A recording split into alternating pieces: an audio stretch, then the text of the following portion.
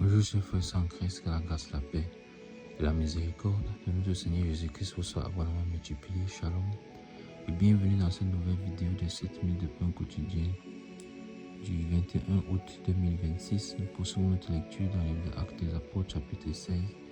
Nous allons lire aujourd'hui le verset 22.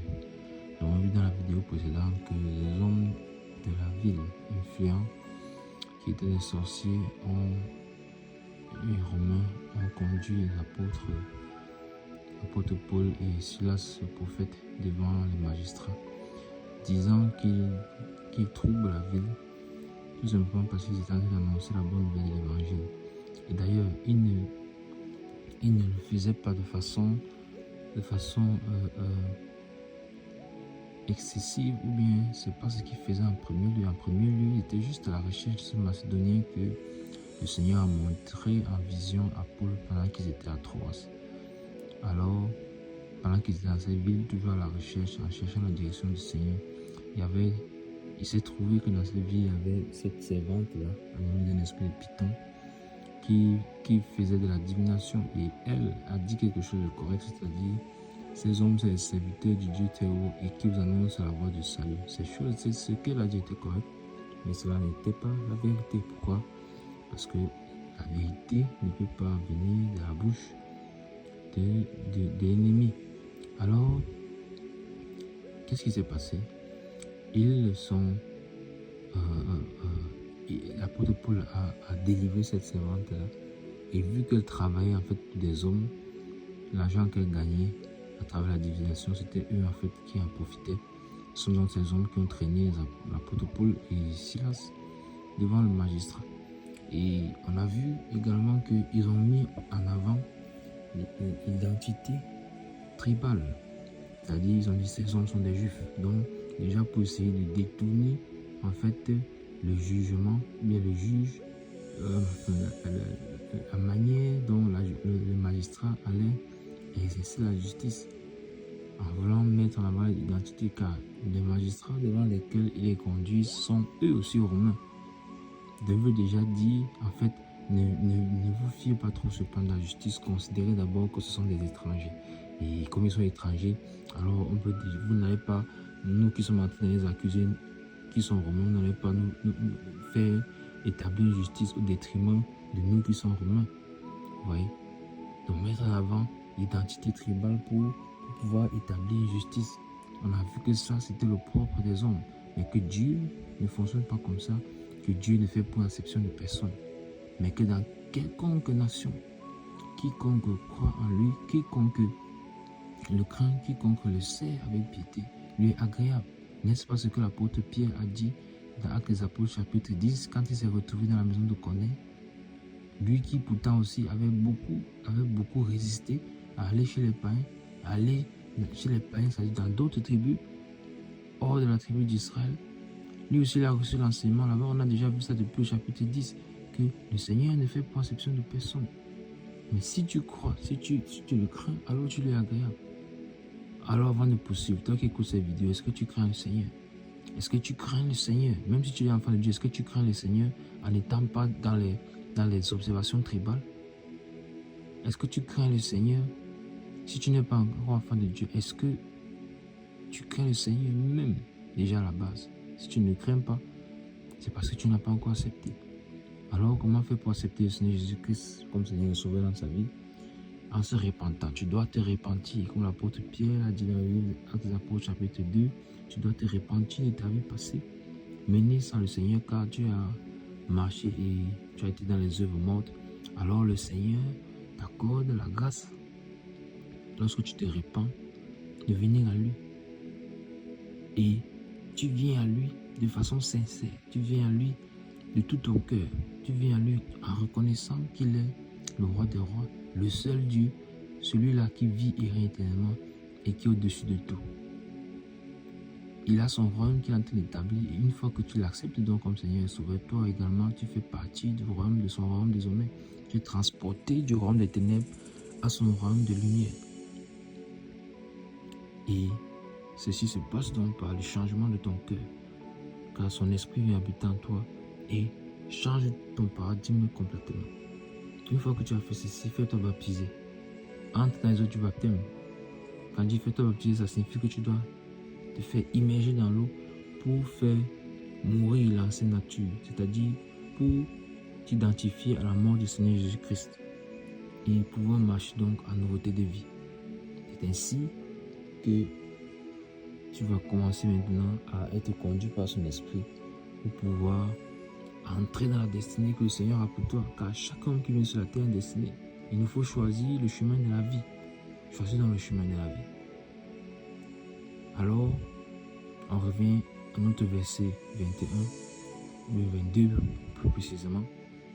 Le verset déclare: la foule se souleva aussi contre eux et les prêteurs, ayant fait arracher leurs vêtements, ordonnèrent qu'on les batte de verge. Amen. Je relis le verset 22. La foule se souleva aussi contre eux et les prêteurs, ayant arraché leurs vêtements, ordonnèrent qu'on les batte de verge. Amen. Ah, mes bien-aimés. Voici donc le résultat. Voici le résultat que cherchaient ces hommes qui accusent les serviteurs de Dieu. Les prêteurs, souvent que ce sont ces prêteurs-là, ce sont ces prêteurs qu'on a vus au verset 20, ils ont présenté les apôtres devant les prêteurs. Et les prêteurs donc finalement ont cédé à cet argument de dire ils sont des étrangers, ils sont des juifs. Vous voyez, avant même de pouvoir les écouter, ils les font battre de verge ayant ôté préalablement leurs vêtements. Or, n'est-ce pas toujours, je crois, Gamaliel qui a dit que peut-on juger un homme sans l'avoir écouté? C'est parce que leur coutume prévoit, en tout cas chez les juifs. Mais normalement, c'est là qui devait être la justice. On ne juge pas quelqu'un sans l'avoir écouté. Sans savoir écouter ce qu'il a dit. Quand ils ont voulu condamner le Seigneur, n'est-ce pas cela? Mais avant même de l'avoir écouté, voici dans les apôtres qui sont flagellés. Pourquoi? À cause du repli identitaire, à cause du fait qu'on a mis en avant leur tribu. Ils sont des étrangers. Or, même s'ils sont des étrangers, qu'est-ce que les Écritures nous déclarent par rapport aux étrangers? Nous le voyons à plusieurs reprises dans dans la marche d'Israël, dans la loi de Moïse. Comment le Seigneur, au contraire, l'étranger est bien traité. Au milieu du peuple d'Israël, au milieu de son peuple, l'étranger est bien traité. Parce que le Seigneur prend soin de l'étranger. Même lors de la Pâque, il faut se souvenir de l'étranger. Dans les fêtes d'Israël, il faut se souvenir de l'étranger. Il faut se souvenir du pauvre, de l'orphelin, de ceux qui sont dans le besoin. Alors l'étranger est comme celui-là qui est dans le besoin. Mais ici, l'étranger a été vu comme quelqu'un d'exclu. Alors, ils les font battre de verge. Mais en réalité, les apôtres sont en train d'amasser un poids de gloire éternelle dans le ciel. Pourquoi? Parce qu'ils sont battus pour la cause du Seigneur. Souvent nous qui sommes toujours en mission en train de chercher le Macédonien que Paul a vu en vision. Alors, les apôtres sont battus. Les vêtements sont déchirés. C'est donc avec raison que plus tard il pourra dire qu'il a souffert la nudité, qu'il a été battu de coups. Voici dans ce verset 22 qui nous le dit clairement. Ils ont été battus. Vous voyez qu'il ne fuit pas la responsabilité. Une fois de plus, en tant qu'apôtre, il y a des souffrances qui sont attachées. Il dira plus tard que le Seigneur a fait des apôtres les derniers des hommes. Les derniers des hommes qui sont devenus les balayeurs du monde. Alors, pourquoi se laisse-t-il conduire? Pourquoi ne résiste-t-il pas? Pourquoi jusqu'ici l'apôtre Paul n'a pas encore dit qu'il est romain lui-même? Pourquoi souffre-t-il pareil avec Silas? Pourquoi? Est-ce dans le plan du Seigneur? Est-ce la volonté du Seigneur? Sent-il dans son esprit qu'il faut qu'il passe par là pour atteindre le but de la mission pour laquelle ils sont venus ici, dans cette ville de Philippe, et particulièrement dans cette province, dans ce district de Macédoine? On sent qu'il y a quelque chose. Il n'a pas encore ouvert la bouche. Ils n'ont pas ouvert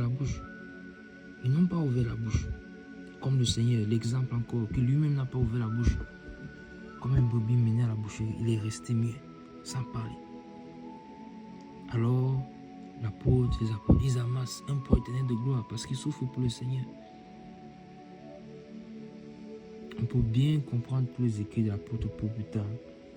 Il dit qu'il a souffert pour le Seigneur, qu'il a achevé dans sa chair l'œuvre de Christ. Regardez comment il souffre. Il a achevé dans sa chair l'œuvre de Christ. Regardez comment il souffre pour le Seigneur. Alors ne prenons donc pas à la légère les instructions ou les enseignements qui nous sont donnés, car nous voyons que ceux qui nous ont précédés, nos pères, ont souffert dans la foi, ont souffert à cause de l'évangile de Christ, pour que l'évangile puisse nous atteindre, pour que nous puissions avoir ce que nous appelons aujourd'hui Bible. Alors, prenons-la à cœur, lisons-la, méditons-la. Et c'est ce que nous faisons dans ces vidéos que nous partageons chaque jour. J'espère que tu prends cela à cœur et que cela t'édifie. Et que tu passes également des temps personnels dans la parole du Seigneur pour être édifié, pour t'enseigner. Car c'est au prix de leur vie, c'est au prix de leur sueur, c'est au prix de leur sang que les apôtres ont pu vivre tout ce qu'ils ont vécu. Et c'est cela qui est donc compilé dans la Bible pour nous donner notre instruction. Nous allons nous arrêter là aujourd'hui et voir dans la prochaine vidéo, pour la grâce du Seigneur, quelle sera la suite. Quelle sera la suite? On est toujours en train de chercher la trace de Macédonie. Ça, c'est ce que nous, dans notre étude, nous sommes en train de voir. Mais encore une fois de plus, on dirait que le voyage est en train d'échouer. Parce que les voici maintenant qui sont déshabillés et battus. Le voyage est en train d'échouer. Peut-être cela va-t-il les décourager? Ah non, l'œuvre de Dieu, il y a trop de souffrance. Depuis que j'ai donné ma vie au Seigneur, l'apôtre Paul va-t-il dire cela?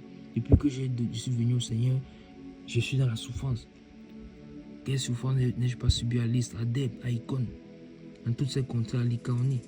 Pourtant, avant, j'avais une vie paisible, une vie tranquille. J'avais même l'autorité de la part des chefs des pharisiens et autres pour aller. J'avais l'autorité, j'avais du pouvoir, j'étais un érudit. Mais me voici dans les souffrances. Va-t-il se décourager? Est-il un homme qui se décourage? Devons-nous nous décourager en tant qu'enfants de Dieu? Nous voyons toutes ces choses par la grâce du Seigneur dans la prochaine vidéo. Nous arrêtons là pour aujourd'hui. C'était tout pour les 7 minutes de point quotidien de ce jour. Que la grâce, la paix et la miséricorde de notre Seigneur Jésus-Christ soit abondamment multipliée. Shalom.